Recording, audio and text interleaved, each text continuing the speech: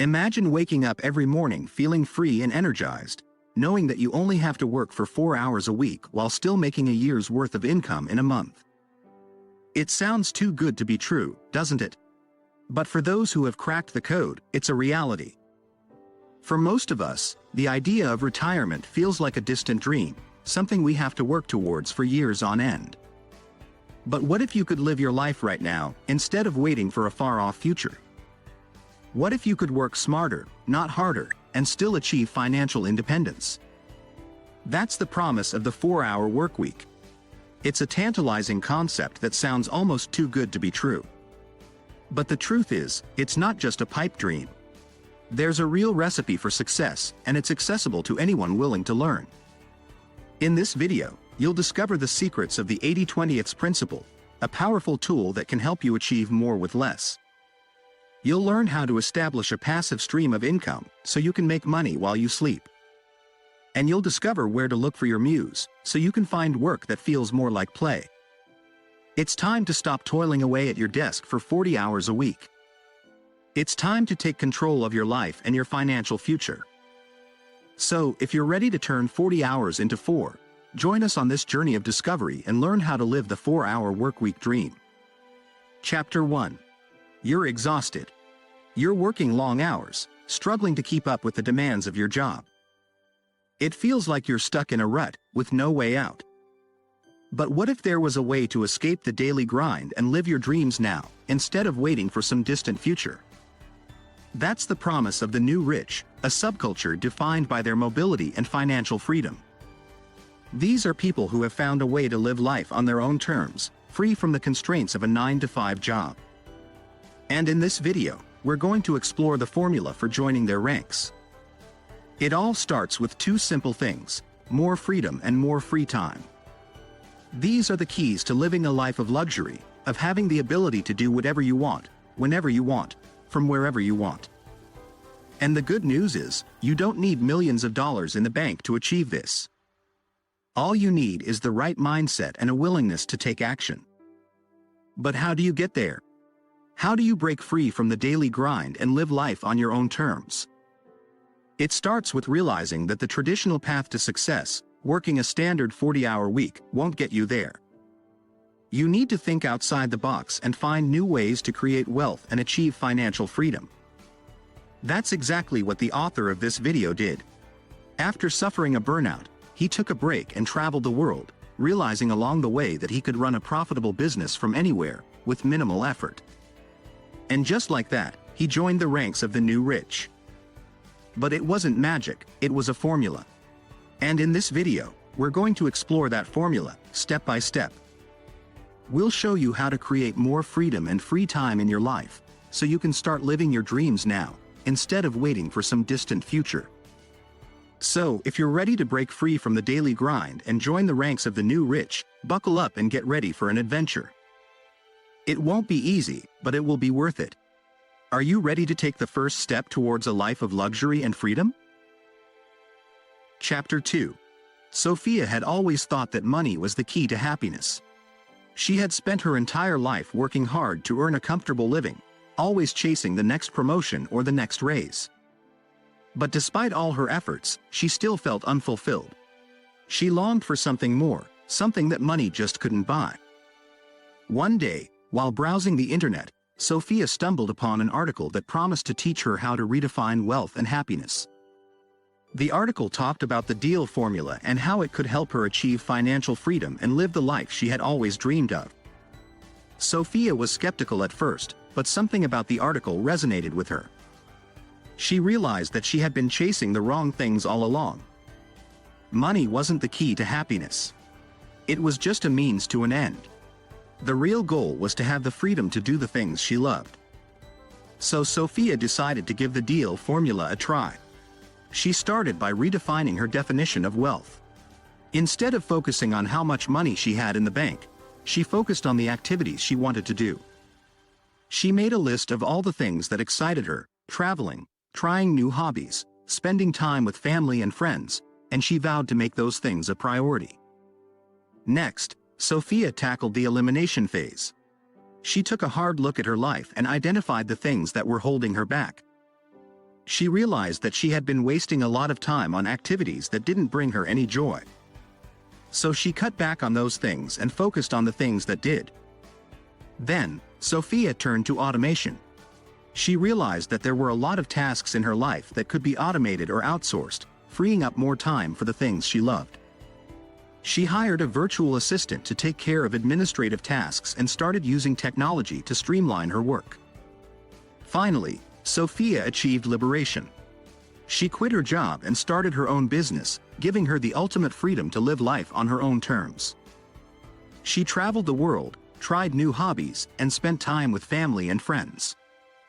And for the first time in her life, Sophia felt truly happy. Sophia's story is a testament to the power of redefining wealth and happiness. By using the DEAL formula, she was able to achieve financial freedom and live the life she had always dreamed of. And the best part? She realized that true happiness wasn't something that money could buy, it was something that came from within. Chapter 3. Tom had just started his new job at a company. Tom was ambitious and hardworking, but he found that he was struggling to keep up with the workload. He was spending long hours at the office, yet he felt like he wasn't making much progress. One day, Tom's boss noticed that he seemed overwhelmed and suggested that he read a book about the 80-20 principle. Tom was skeptical at first, but he decided to give it a try. As he read the book, Tom realized that he was spending too much time on tasks that didn't contribute much to the overall success of the company. He was spending too much time checking his email and attending unimportant meetings, which were all time wasters. Tom decided to apply the 80-20 principle to his work. He made a list of all his tasks and identified the 20% that were most important. He then prioritized these tasks and eliminated all the others that didn't contribute to his goals. Tom also decided to limit his email usage to twice a day, which freed up a lot of time for him to focus on his important tasks. He even set up an auto-response to let people know that he was limiting his email usage. At first, Tom's coworkers were a bit surprised by his new approach. But as they saw how much more productive he was becoming, they started to take notice. They even started to adopt some of his methods, and productivity across the company started to improve. As time went on, Tom realized that he was getting much more done in a shorter amount of time. He even found that he had some extra time to pursue his personal interests. He started to learn a new language, take up a new hobby, and spend more time with his family. Eventually, Tom realized that he didn't have to be tied to his office all day long. He started to work from home a few days a week, and he found that he was just as productive. He even took a few remote work trips and found that he could work from anywhere. Tom had completely transformed his work-life balance, and he felt happier and more fulfilled than ever before. He had redefined what it meant to be productive and successful, and he was living proof that the 80-20 principle could change lives. Chapter 4.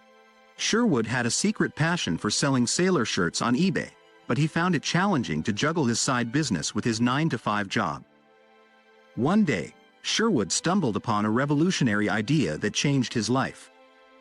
He discovered that regular office employees can also live the new rich lifestyle, defined by having more freedom, free time, and excitement, instead of wealth and happiness. He decided to apply the DEAL formula to his work life, which stands for defining his goals, eliminating time-consuming activities, automating tasks, and liberating himself from the office. However, Sherwood knew that as an employee, he could not just jump straight to automation.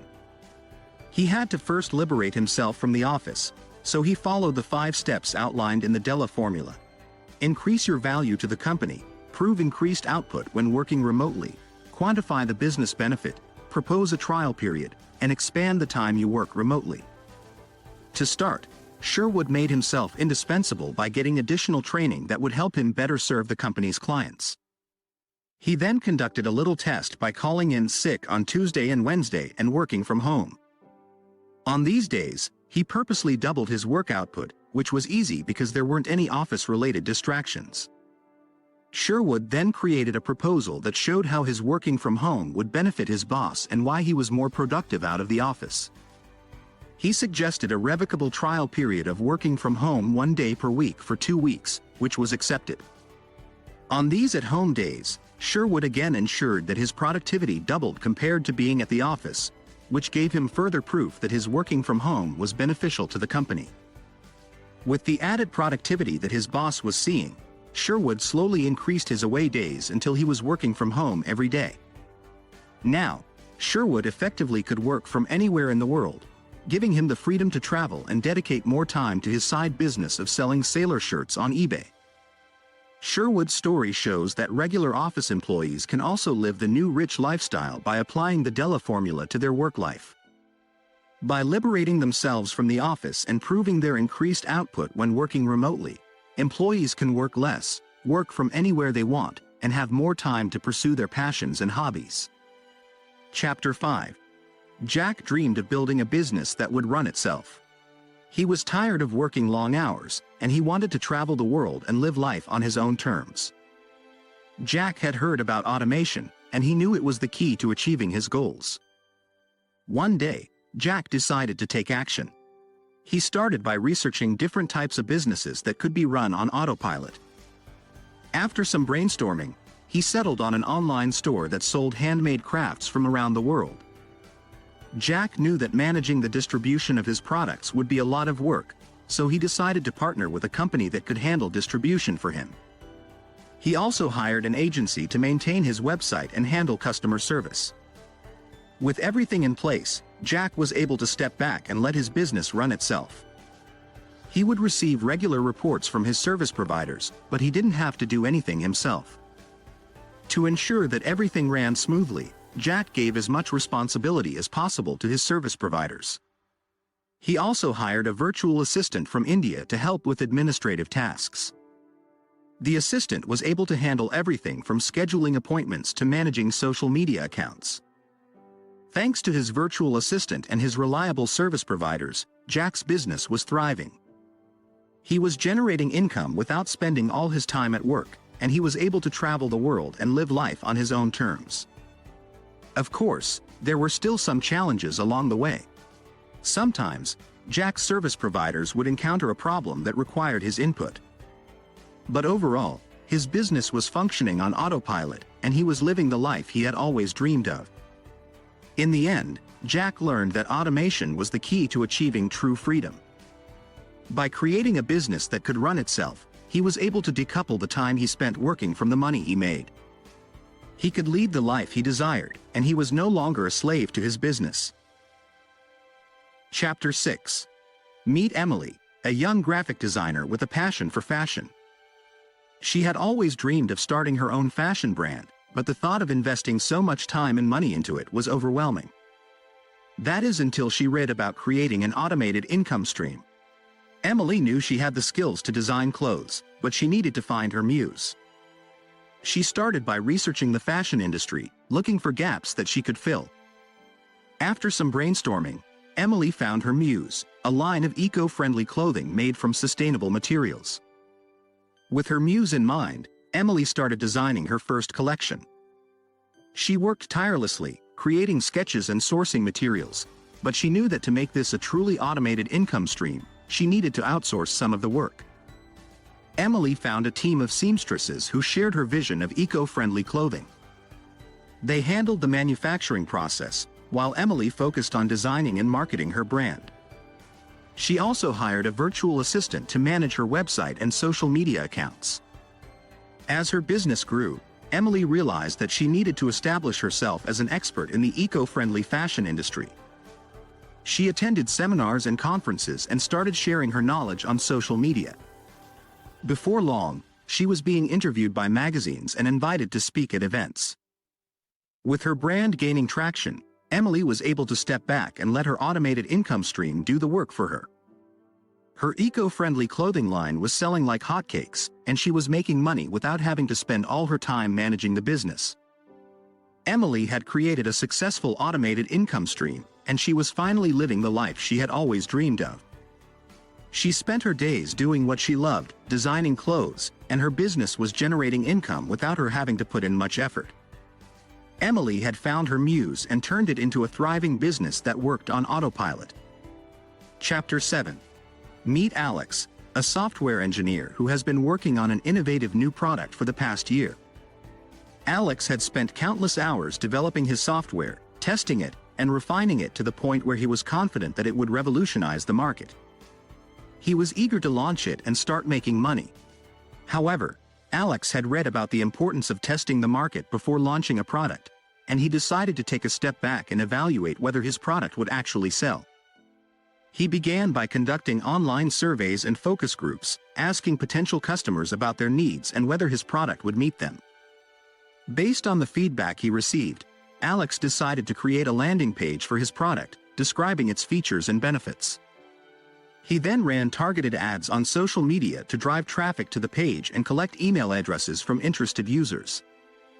After just 1 week of running ads, Alex had collected over 1,000 email addresses and received numerous positive comments about his product. He realized that there was a strong demand for what he was offering, but he needed to take the next step and actually test the product in the real world. So, Alex created a beta version of his software and reached out to a small group of potential customers who had expressed interest in his product. He offered them a free trial in exchange for feedback and asked them to provide honest reviews. The feedback was overwhelmingly positive. Customers loved Alex's product and couldn't wait to start using it. They provided valuable suggestions for improvement, which Alex immediately implemented. With this feedback in hand, Alex felt confident that he had a winning product. He launched it to the wider market, and within just a few months, he had hundreds of paying customers and was generating significant revenue. Alex realized that if he had skipped the market testing phase, he would have risked spending a lot of time and money on a product that no one wanted. By taking the time to test the market and gather feedback, he was able to make the necessary adjustments and create a product that was both innovative and profitable. Chapter 8. Imagine a world where you're walking into a store, trying to choose between a variety of products that all seem to do the same thing. It can be overwhelming, right? But then you see one product that stands out.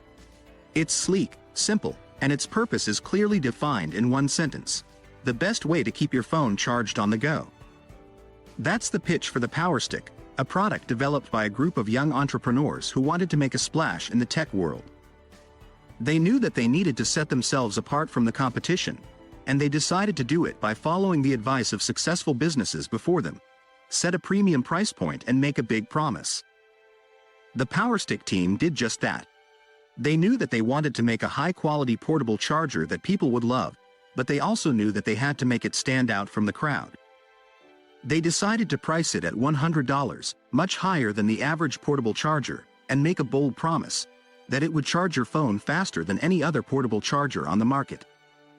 Of course, the team had to make sure that they could deliver on that promise.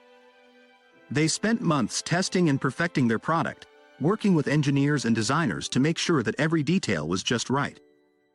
And when they were finally ready to launch, they made sure that they had a strong marketing plan in place. They knew that they had to make it easy for customers to understand what the Power Stick was and why it was worth the premium price point.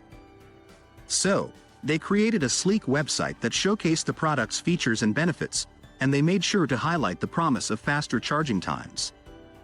They also made it easy for customers to purchase the Power Stick by offering a simple, streamlined checkout process. And they made sure to stand behind their big promise by offering a satisfaction guarantee. If customers weren't completely satisfied with the Power Stick, they could return it for a full refund. It didn't take long for the Power Stick to become a hit. People loved the simple, elegant design, and the promise of faster charging times was too good to resist. Within a few months of launch, the team was already expanding their product line to include new colors and designs.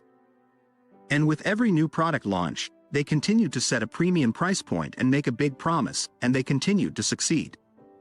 Finally, the insights and knowledge I gained from reading The 4-Hour Workweek were phenomenal. I highly recommend it. Thank you for taking the time to watch, and if you found value in this video, be sure to hit that like button and subscribe to my channel for more great content. Trust me, you won't regret it.